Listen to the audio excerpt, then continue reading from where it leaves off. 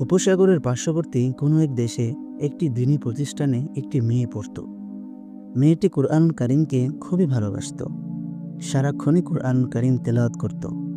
তার ভেনিটি ব্যাগে সবসময় একটা ছোট্ট কুরআন কারীম থাকত।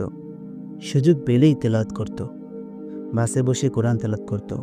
গভীর রাতে ঘুম থেকে উঠেও কোরআন তেলাওয়াতে বসত।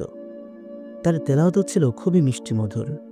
পাষাণ হৃদয় ব্যক্তির মনটাও ভিজে উঠত কোরআন তেলাওয়াত শুনে।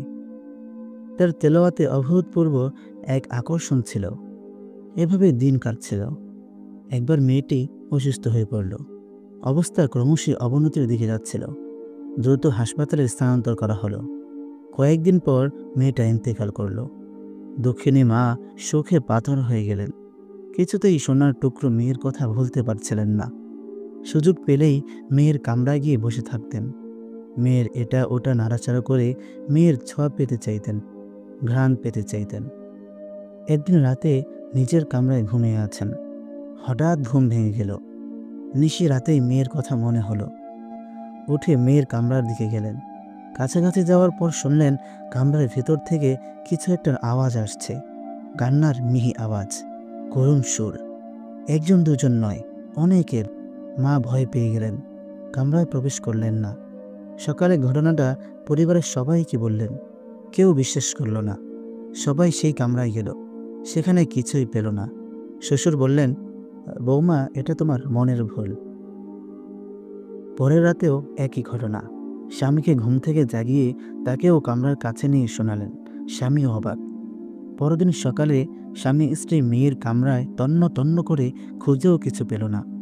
স্বামী পাড়ার মসজিদে গেলেন। ইমাম সাহেবকে বিষয়টা খুলে বললেন। সব কথা শুনে ইমাম সাহেব বললেন, আজ আমি আপনাদের সাথে থাকব, যাচাই করে দেখব বিষয়টা আসলে কি। সবাই চুপচাপ আরেক কামরায় বসে আছেন, আজ কি ঘটে দেখার জন্য।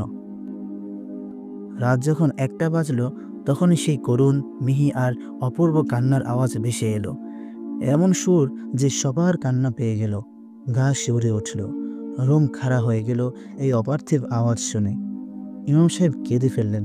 তিনি বললেন, আল্লাহু আকবার, এটা তো ফেরেশতাদের কান্নার আওয়াজ। ফেরেশতারা প্রতি রাতে এই সময় মেয়েটার তেলাওয়াত শুনতে আসতো।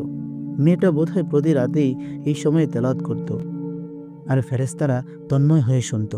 এখন সেই তেলাওয়াত শুনতে না পেয়ে ফেরেশতারা প্রতিদিন তার শোকে কাঁদতে আসে। সুবহানাল্লাহ।